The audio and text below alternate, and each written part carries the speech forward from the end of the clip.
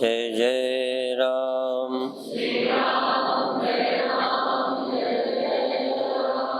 श्री राम जय राम जय जय राम।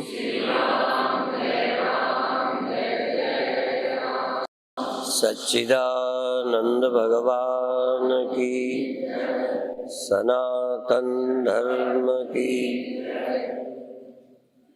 शरीर हमको कर्म फल भोगने के लिए मिला है। सभी शरीर अपने कर्मों के फल भोगने के लिए ही मिलते हैं। मनुष्य का शरीर कर्म के फल भोगने के लिए तथा नए कर्मों के निर्माण के लिए तथा कर्म फल भोगना न पड़े उस तत्व ज्ञान के लिए मिला है। सब कोई भी शरीर मिलेगा, कर्म फल भोग होगा, पर अन्य शरीरों में नए कर्मों का नई योजनाएं नहीं बना सकता। मनुष्य शरीर में अगला जन्म कैसा हो या कल मेरा कैसा हो, जैसे आज योगासन कर रहे हो, किस लिए? कि अभी हम स्वस्थ हो जाएं। ज्यादा ध्यान और परहेज क्यों रखते हो स्वास्थ्य का? क्योंकि कल बीमार न हो जाए। कल का ख्याल भी आज रखते हो। जानवर शायद कल का ख्याल नहीं रखता। भूख लगी खाएगा, नींद आई सोएगा। ऐसा ही शायद कोई काम नहीं करेगा कि कल मैं बीमार न हूं, मैं भविष्य में स्वस्थ रहूं। नेचर से ही भगवान ने उसे ऐसी अकल दी है, नेचर दी है कि वो उतना खा ले, सो ले, कर ले। इसलिए जानवर प्रजनन के अतिरिक्त भी कामातुर समय पर वह अपने वीर्यनाश की रक्षा नहीं करता। तो जानवर की सहज प्रवृत्ति है, इसलिए नए कर्मों का निर्माण नहीं होता, नए जन्म की उसकी कोई योजना नहीं होती। मनुष्य जीवन में भविष्य सुधारने की इच्छा है, इसलिए वह अच्छे कर्म करता है, स्वर्ग पाने की चेष्टा करता है। पर यह सामान्य बात है।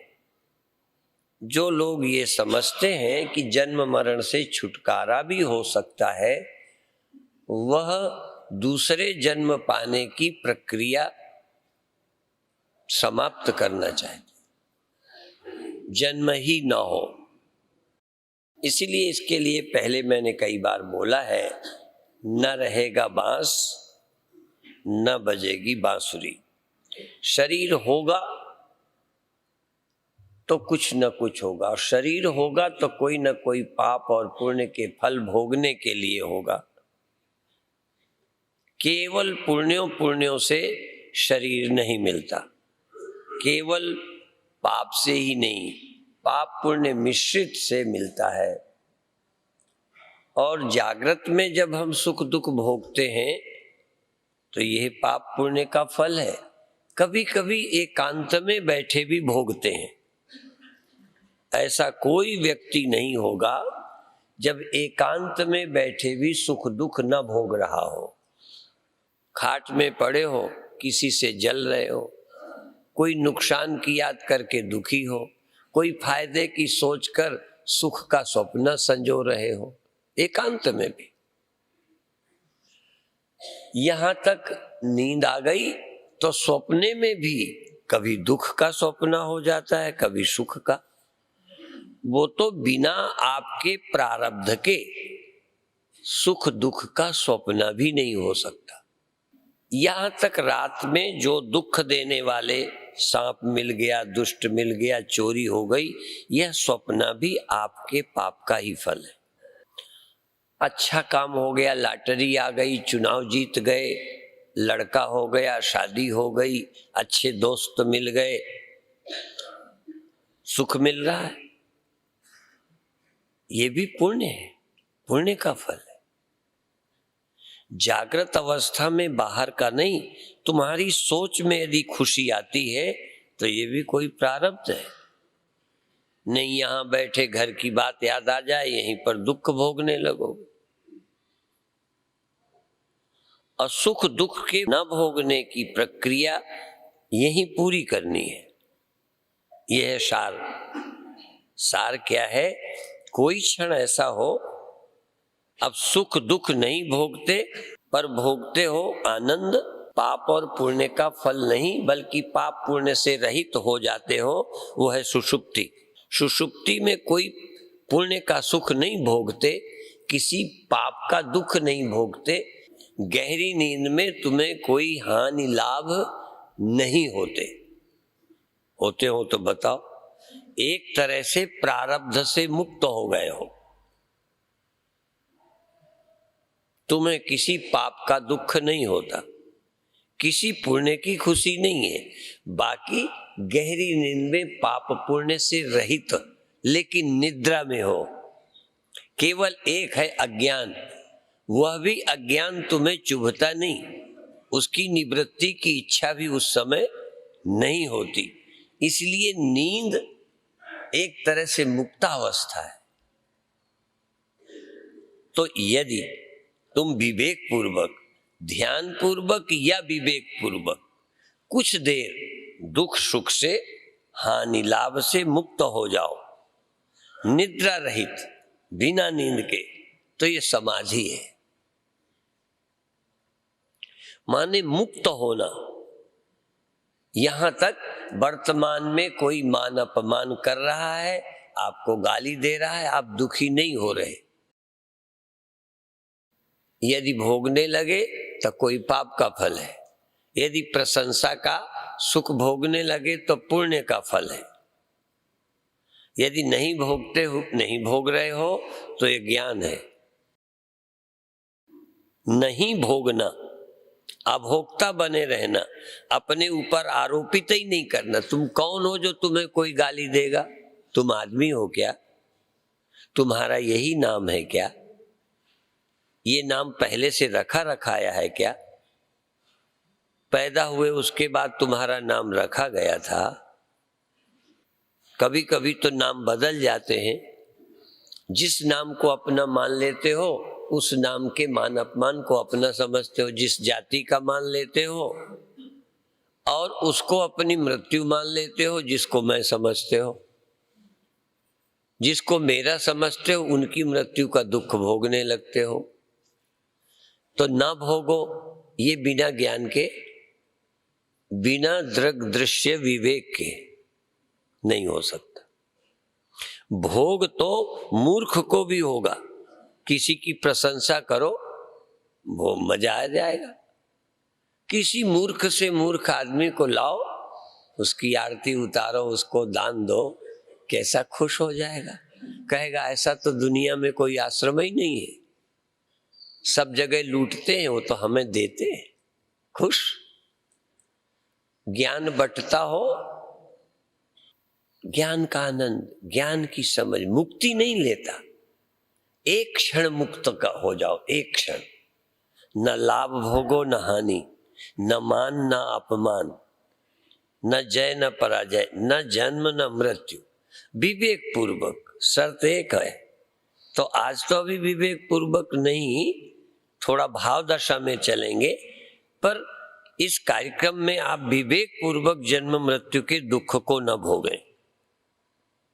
इसी शिविर में, यह शिविर है मुक्त होने का। मुक्त होने का मतलब जहां सुख दुख का भोग नहीं है, जन्म मरण नहीं है, और आप मौजूद हैं, बेहोश नहीं है। शर्त एक, बेहोशी में न भोगे।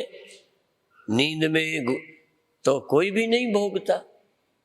पापी से पापी, पुण्यात्मा, ना समझ, अहंकारी, कोई भी आदमी है, कितना गंदा है, गहरी नींद में कोई नहीं भोगता। मुख्य बात है कि कर्म फल गहरी नींद में नहीं भोगता। जब जगता है या स्वप्न देखता है तब भोगता है। ठीक। जागृत में ऐसा क्षण बताओ कि जब तुम नहीं भोगते हो, केवल साक्षी हो, सोए हो नहीं कहा, साक्षी हो। न तुम्हारा कोई मान है न अपमान, न तुम्हारा जन्म है न मृत्यु। ऐसा क्षण यदि इस शिविर में आ जाए, एक क्षण को आ जाए, तुम दृढ़ता से कह सको हाँ मेरी मृत्यु नहीं होती, मेरा जन्म नहीं, तो जन्म का लाभ अब क्या है, जन्म की खुशी क्या है? अब मरते ही नहीं तो मरने का भय क्या है, दुख क्या है? नहीं मरते, सोचना नहीं, सचमुच मैं नहीं मरता, ये युक्ति तर्क चिंतन से स्पष्ट हो जाए। जैसे ये घड़ी तुम्हारी नहीं है, ये घड़ी तुम्हारी नहीं है, इसको मैं तोड़ दूं तो तुम्हें कोई तकलीफ नहीं। अब ये तुम्हारी नहीं है, इसका क्या है? नहीं है तुम्हारी, तुमको लगता है नहीं है मेरी। अच्छा, मुझे लगता है मेरी है, इसे तुम तोड़ दो या उठा ले जाओ तो मुझे होगा। क्यों? क्योंकि मेरी है। क्या सबूत है? कहते सबूत मैं नहीं दे सकता, यदि पैसे देने से मेरी होती तो मुझे फ्री मिली है। अच्छा, पड़ी हुई मिल जाए और साल 6 महीने तुम्हारे पास रह जाए, फिर चोरी हो जाए तो तुम्हें दुख होगा कि नहीं? लो है तुम्हारी, हो गई। कोई खरीदने से ही तुम्हारी नहीं होती, तुम्हारी हो बस बात बन गई, और तुम्हारी नहीं है बात खत्म।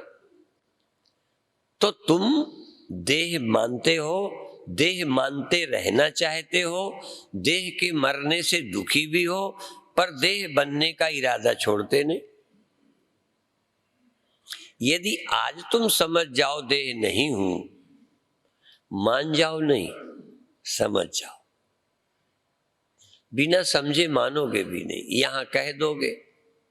कई बार माताएं बच्चे को मार मार के कुछ कहलाती हैं, पुलिस वाले भी मार मार के कहलवा लेते हैं, इसलिए पुलिस के सामने दिए गए बयान कोर्ट में नहीं माने जाते। तो कभी कभी वक्ता भी पुलिस वालों से कम नहीं होता, वो डंडे के जोर से कहलाता है, हम शब्दों के जोर से कहलाते हैं, तर्क के जोर से। और तुम उस समय सीधे साधे हो, तर्कों का जवाब नहीं है, अंदर से तो दिल स्वीकार नहीं करता पर मान लेते हो। तुम्हारा अंतःकरण से जब ये स्वीकार हो जाएगा कि मैं करता नहीं हूं, मैं भोगता नहीं हूं, मैं जन्मता नहीं, मैं मरता नहीं, मेरा मान नहीं, मेरा अपमान नहीं, क्या मेरा अपमान? मैं हूं कौन? मुक्त हो गए। तुम सोचते हो कोई मुक्त करेगा, ये बात गलत है। गुरु भी तभी मुक्त करेगा जब आप गुरु का खुद साथ दोगे, मुक्त होने का इरादा होगा। नहीं तो तमाम दुखी आते हैं, हम उन्हें मुक्त करते हैं। बस भोगना, तुम करता नहीं हो, तुम भोगता नहीं हो, तुम अज्ञानी नहीं हो, तुम व्यक्ति नहीं हो। यदि ये बात अंदर से बोधोदय हो जाए, इस बोध का उदय हो जाए, जैसे सूर्य उदय होता है अंधकार चला जाता, ऐसे ही अहम ब्रह्मास्मि कह दो नहीं। जहां मैं एक तरफ कहता हूं बोले सो निहाल, ता ये भी कहता हूं कि बिना समझ के बोले निहाल नहीं हो गई। मैं ब्रह्म हूं कह दो, निहाल हो गए। इसके लिए तो बड़े चुटकुले हैं। एक मेरे गुरु भाई थे, वो सोहम शिवोहम आप जानते हो हमारे मंडल में, और दूसरा संप्रदाय होता है दासोहम वाला। तो शिवोहम वालों को गाली दी, शिवोहम वालों को नास्तिक कहा दासोहम वालों ने। तो शिवोहम वाले जरा तगड़े थे, बुद्धि से ही नहीं, बुद्धि से तो वैसे ही थे लगभग, जैसे दासोहम वाले तैसे सोहम वाले, बुद्धि में कोई बहुत फर्क नहीं था। तो इन्होंने दासोहम को उठा के दे मारा, और उसकी छाती पे चढ़ के बैठ गए और कहते सोहम बोल। वो बोले नहीं, उसकी समझ नहीं आए, उसकी बुद्धि मानती नहीं थी। दासोहम सहज जम जाता है, मैं मर जाऊंगा, ये तुम्हें समझाना है क्या? कोई का आदमी मर गया, अब वो तो रो रही है कि मेरा आदमी मर गया। अब ये समझाना है कि आदमी मर गया है, तू रो रही है। ये समझाना है कि तेरा कोई आदमी नहीं है, नहीं मरा। अब ये जल्दी समझ नहीं आए। कोई मार मार कहे तेरा पति नहीं था, तेरा आदमी नहीं था, मर गया, रोती क्यों है, मरो। ये कोई बात बनी? तुम मारोगे तो मारने के कष्ट से बचने के लिए कहेगी अच्छा मेरा पति नहीं था, मेरा पीछा छोड़ो। पर वो कोई समझ गई क्या? यदि समझ गई मेरा पति नहीं, मैं कोई स्त्री ही नहीं हूं, तो रोना मिट गया। समझ का फायदा जल्दी समझ नहीं सकते आप। और जैसे स्वप्न जितनी देर होता है उतनी देर सच सही, जगने पे तो झूठा होता है। चलो अभी तक तुम्हारी पत्नी थी, तुम्हारा पति था, पर थोड़ी देर तो सोचो कि तुम्हारा कोई पति नहीं है, तुम्हारी कोई पत्नी। कभी सोचते हो क्या? कभी सोचते हो कि मैं देह नहीं? अच्छा, सुनने के बाद कभी आपको एकांत में लगता है कि मैं देह नहीं? कहीं विचार उठते हैं? अभी हम भी साधक ही हैं, पर हमारे अंदर ये विचार उठते हैं कि क्या है मेरा। जहां एक क्षण आदत बस मेरा उठ जाता है, तहां दूसरे क्षण तुरंत उसका उत्तर होता है नहीं, मेरा नहीं है। ये नासमझी है, मूर्खता है, यही दुख की जड़ है। क्या है तेरा? कहां लगा पड़ा है? तुम्हारी बुद्धि कभी तुम्हें समझाती है? हमारे गुरुओं ने, विशेष करके मैंने 9वें गुरु जी की वाणी पढ़ी, जहां भी शब्द आएगा कह नानक सुन रे मन, कहते हैं ऐ मन सुन, ऐ मन बोल, ऐ मन सोच, ऐ मन सुमिरन कर। और पंडित सोई जो मन पर बोध है, जो मन को समझावे, जो चेलों को समझावे नहीं, जो मन को चेला बनावे, मन को समझावे। पत्नी पति को समझाती है, पति पत्नी को समझाता है, गुरु चेलों को समझाते हैं, चेला भी गुरु को कभी कभी समझाते हैं, गुरु जी ऐसा होना चाहिए। गुरु को, साधु को गुस्सा नहीं करना चाहिए, गृहस्थ साधु को समझाता है। ऐसा कोई गृहस्थ नहीं मिलेगा जो साधु को अंदर से समझाने को तैयार नहीं बैठा। साधु ऐसा होना चाहिए, साधु ऐसा। सारी परिभाषा साधु की गृहस्थ कर रहा है। और गृहस्थ कैसा होना चाहिए, इसकी सारी लिस्ट साधु के पास है।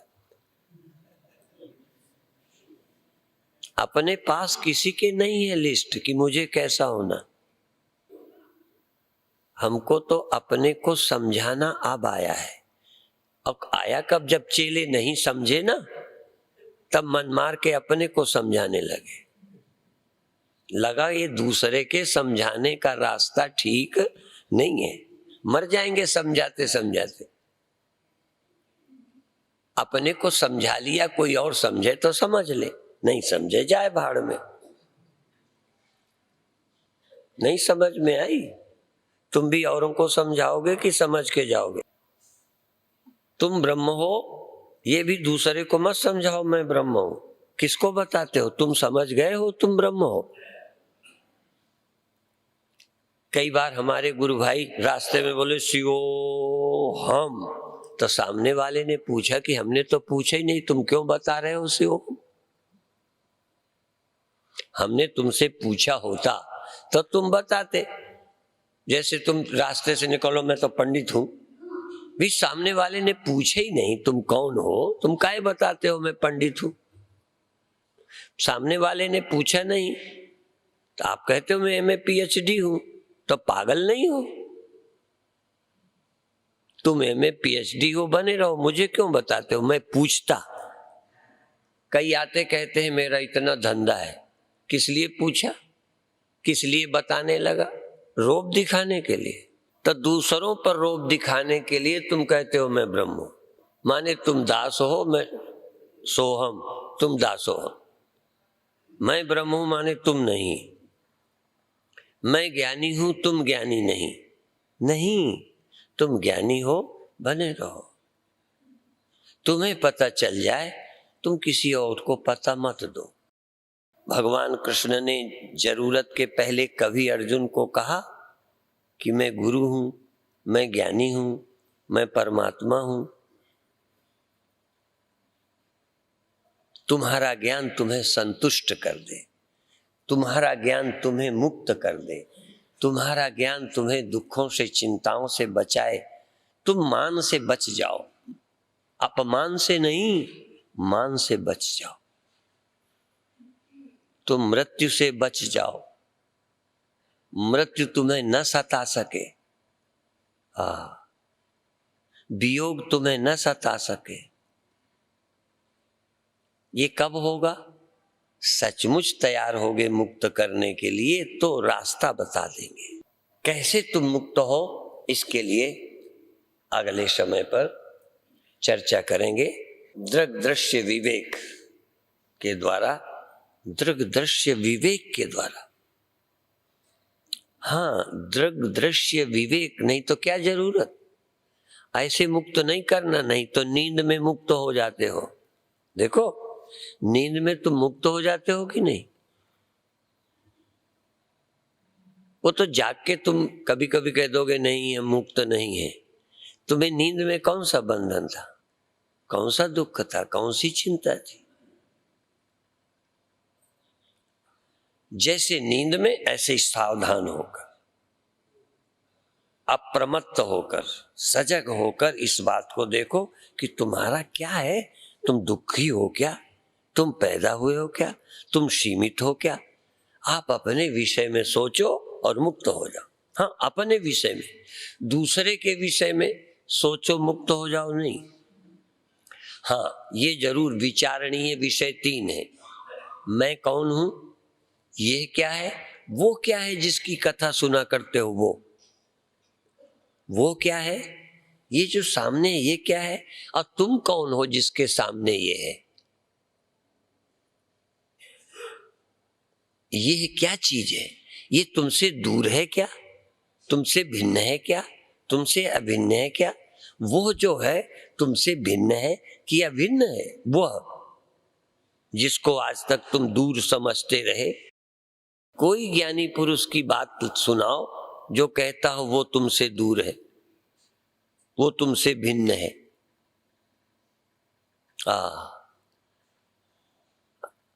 अब हमारी समझ में आया कि जिस ग्रंथ को उठाते हैं, भले कम प्रकरण आए हों, कम श्लोक आए हों, कम शब्द आए हों, लेकिन ऐसा नहीं है किसी ज्ञानी की बात में जो परमात्मा तुमसे इतनी दूर कहा गया हो,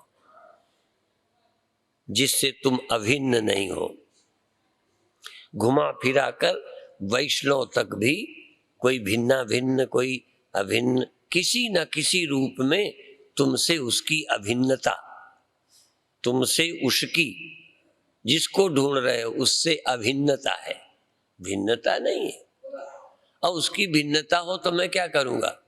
अच्छा, तुम 100 वर्ष की आयु वाले हो, तुम 10, 25, 50 साल जवान रहोगे, तुम्हें एक ऐसी लड़की से ब्याह करा देते हैं जो कभी बूढ़ी नहीं होती।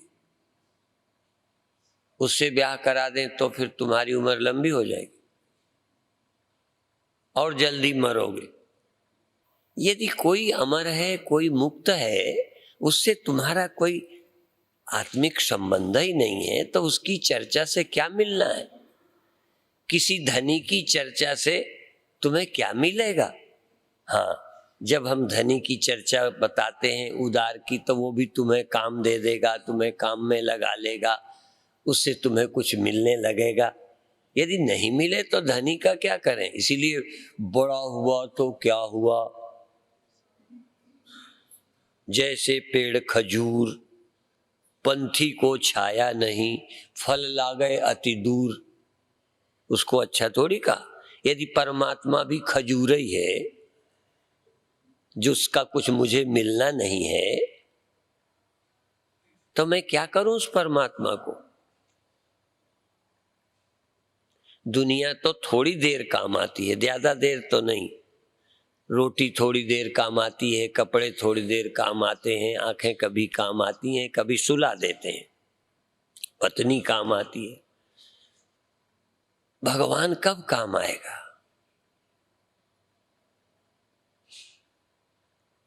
सोचो। ये कथा ही है जो बुद्धुओं के लिए नहीं है। बच्चा दूध दे दो, खिलौना दे दो, क्योंकि बुद्धू है, बच्चा है। बच्चे को कुछ दे दो, मन का ख्याल करो, बस खुश। तुम्हें भी यहां मन की बात कह के खुश करने नहीं बुलाया। मन की बात नहीं करना है, कुछ अमन की भी बात करनी है, मन के पार की भी बात करनी है, कुछ तुम्हारी चर्चा करनी है। तुम भी कुछ सुनना तो चाहते हो, पर तुम नहीं मरोगे ये नहीं सुनना चाहते। तुम बच जाओगे, मैं आशीर्वाद देता हूं, तुम ठीक हो जाओगे, ये सुनना चाहते हो। तुम समझकर ठीक नहीं होना चाहते, तुम समझो अभी ठीक हो। और जो भी मुक्त हुए हैं, जो भी सुखी हुए हैं, हाँ, वो भ्रांति निकाल के, भले भ्रांति साधना करने करने के बाद निकली है, पर जिनकी भ्रांति चली गई वही मुक्त हुए हैं। तो आप बधाई के पात्र हो। आप थोड़ा आंखें बंद करो, किसी को देख के मत करो, मेरे शब्द के सहारे करो। लगभग 10 सेकंड श्वास लीजिए, छोड़िए, भस्त्रिका की तरह, बहुत आराम से। पहले की ट्रेंड नहीं, मेरे शब्द को सुनिए और शब्द के सहारे बड़े प्यार से एक बार शांत हो जाइए। पहले अंदर जागिए, श्वास का ख्याल करिए, जैसे कुछ करना ही नहीं, जैसे कुछ नहीं करना। और फिर इसके बाद मन करेगा कि कुछ ना करूं, क्योंकि मन बन गया, तो आप मन की परवाह न करिए, फिर हुक्म की परवाह करिए, उपदेश की परवाह करिए, एकदम जैसे कुछ नहीं करना। फिर एकदम श्वास फेंको और खींचो, भस्त्रिका फेंको, खींचो, होश में रहे, अंदर जागे रहो, अंदर सजग। फेंको, लो, फेंको, लो, फेंको, लो, फेंको, लो। रेचक पूरक, रेचक पूरक, फास्ट स्पीड, फास्ट स्पीड। ताकत लगाओ या न लगाओ, एक विधि है ताकत लगाने की, एक विधि है ताकत न लगाने की।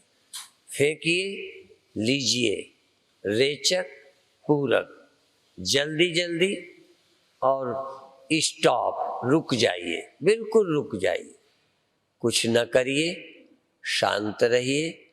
जरूरत न हो तो श्वास भी न लीजिए। यदि न रहा जाए तो मना नहीं है। यदि श्वास आवश्यक हो जाए तो सहज ले लें, सहज छोड़ दें। जागे रहें, मुख्य बात है जागे रहें, अकर्ता रहें, साक्षी रहें, दृष्टा रहें। आवश्यक हो तो जैसे श्वास लेते छोड़ते हैं चलने दें। जब मैं कहूं तब मेरे अनुसार लें, कुछ देर अपनी जरूरत के अनुसार, कुछ देर आदेश के अनुसार। अब आप फिर श्वास शुरू करें, फेंकें, लें। बहुत अच्छे,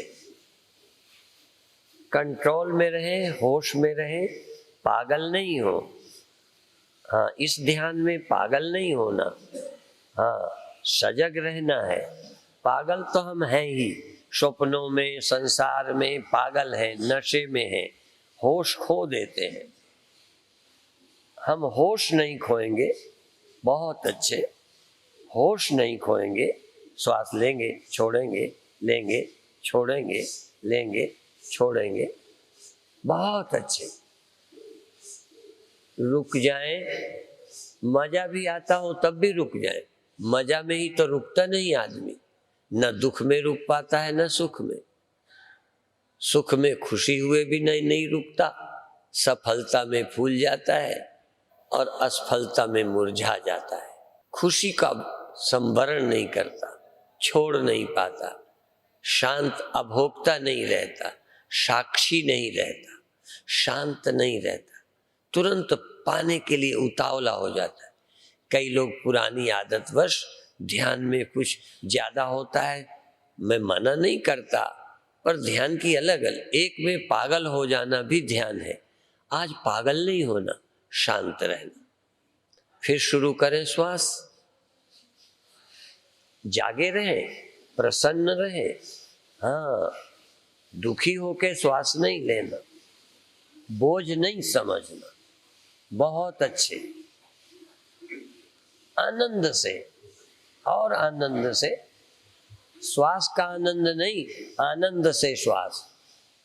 हाँ, होश से श्वास, साक्षी रह के श्वास, दृष्टा रह के श्वास, बहुत अच्छे। फिर रुक जाएं। हाँ, काम चले तो श्वास भी ना ले, यदि लेना पड़े तो मना नहीं है। इसके लिए तुम ही साक्षी हो। बेईमानी नहीं करना है, चालाकी नहीं करना है।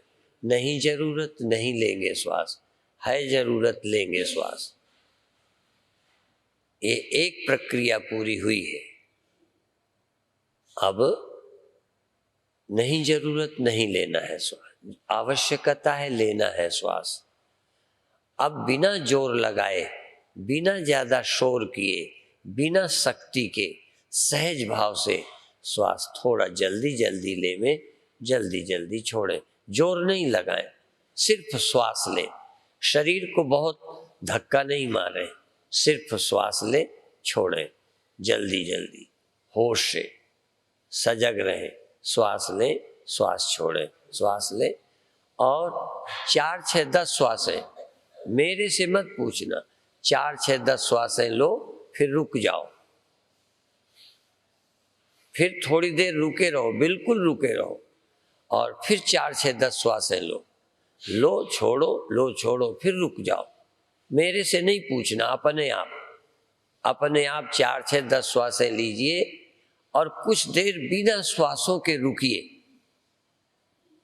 जबरदस्ती दोनों में नहीं, बहुत प्रसन्नता से सुसुखम आनंद से करिए, सुख से करिए, हठ से न करिए, जिद्द से न करिए, सहज करिए। सहज पके सो मीठा हो। श्वास थोड़ा जल्दी जल्दी, जब चाहें लेते रहें, छोड़ते रहें, फिर एकदम रुक जाएं। कितनी देर? जितनी देर अंतरात्मा से तुम्हारा साक्षी कहे हाँ रुके रहना अच्छा है, रुके रहो। छोड़ना अच्छा है, फिर ले चलो। हर 4, 6, 10 श्वासों के बाद कोई नियम नहीं, कोई बंधन नहीं, हर 4, 6, 10 श्वासें लीजिए, छोड़िए, फिर कुछ सेकंड विश्राम करिए। शांत रहिए, मुक्त रहिए, निश्चिंत रहिए, दिव्य रहिए, पवित्र रहिए। किसी का तुम पर कोई प्रभाव नहीं। तुम नित्य शुद्ध बुद्ध हो। हाँ, नित्य हो, शुद्ध हो, बुद्ध हो, चैतन्य हो। अनुभव कर लीजिए कि हाँ इस समय मुझे कोई गड़बड़ नहीं। पहले समय की सीमा में शुद्धता का अनुभव करो। इस समय शुद्ध हूं, इस समय शांत हूं, इस समय निर्मल हूं, इस समय साक्षी हूं। पहले काल की सीमा में, फिर कालातीत में छलांग। ध्यान है काल अवच्छिन्न, कुछ समय के लिए, और स्वरूप ज्ञान है कालातीत।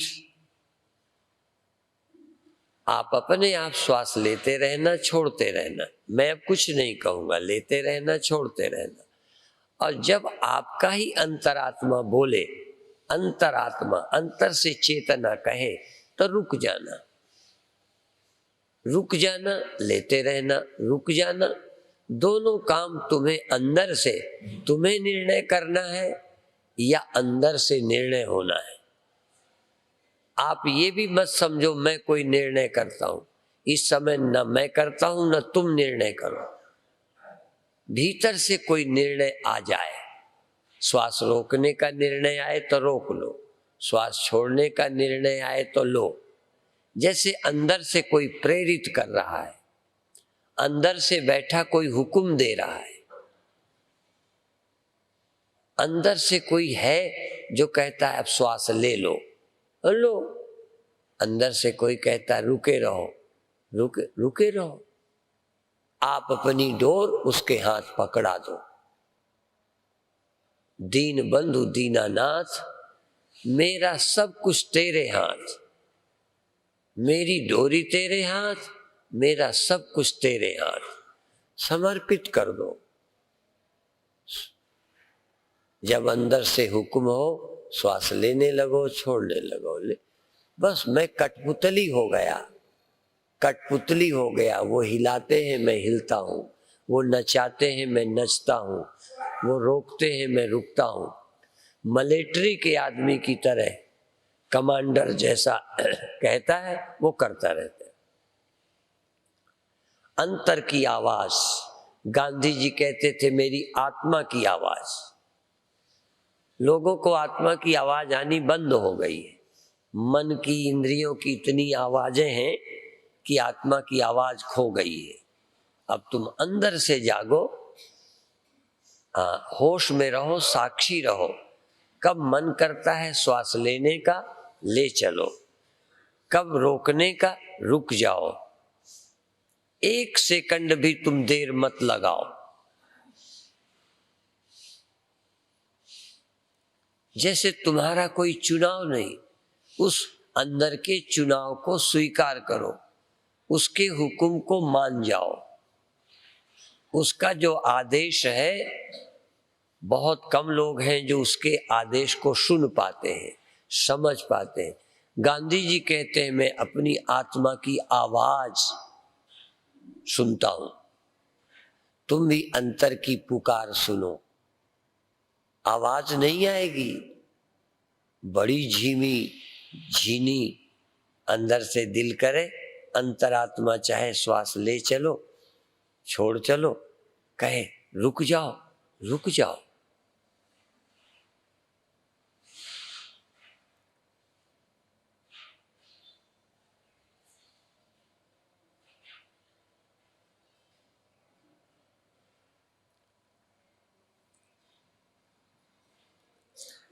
तीन मिनट श्वास में हे नाथ, हे नाथ। जबान से न बोलो, श्वास का सहारा लो, लेकिन श्वास से भी न बोलो। श्वास तो हारमोनियम है, बाजा है। बोलना तो तुम्हें है, बजाना तो तुम्हें है। अंतरात्मा से तुम पुकारो हे नाथ। शरीर, श्वास, शरीर रूपी हारमोनियम, श्वास रूपी हवा, इसमें बजने दो बाजा। हे नाथ, हे नाथ, हे राम, हे राम। गांधी जी ने जब प्राण छोड़ा, गोली लगी, तो उनके उस समय भी निकला हे राम। बस हे राम, हे राम, हे राम, हे राम। श्वास लंबी है या छोटी है? हे राम, हे राम, या हे राम, हे राम, हे राम। जैसे बिल्कुल शरीर मुर्दा हो गया है। हाँ, जब शरीर मर गया हो तब भी मेरे अंदर से निकले हे राम। मंसूर को जब चढ़ाया गया सूली पर, तो कहते हैं उसके खून से, उसकी रूह से, उसकी अंतरात्मा से आवाज आती थी, मैं बंदा नहीं अनालक हूं। आवाज खून से आती थी। ये जबान से आवाज नहीं, हाथ से नहीं, श्वास से नहीं, कोई अंदर बैठा बोल रहा है हे राम। कोई और गहरे बैठा है, और गहरे कोई बैठा है, हे राम, हे राम, हे राम। मेरे गुरुदेव कहते थे अब कोई चले हमारे साथ, अब कोई चले हमारे साथ, गाड़ी भाड़ा कुछ न लागे, सीधा कटा दूं पास। ऐसे चलो चलो चलो शब्द के साथ, सहारे से चलो। अंदर से कहीं आवाज उठे जैसे तुम ही बोल रहे हो, हे नाथ। कहां से बोल रहे हो? जैसे नाथ तुम्हारे पास, साईं तुम्हारे पास, गोसाई तुम्हारे पास, तुम वही बोल रहे हो, हे नाथ, हे नाथ, हे राम, हे राम। जैसे विश्राम मिल गया, चैन मिल गई, शांति मिल गई, हे राम, बिल्कुल शांत, हे राम, हे राम।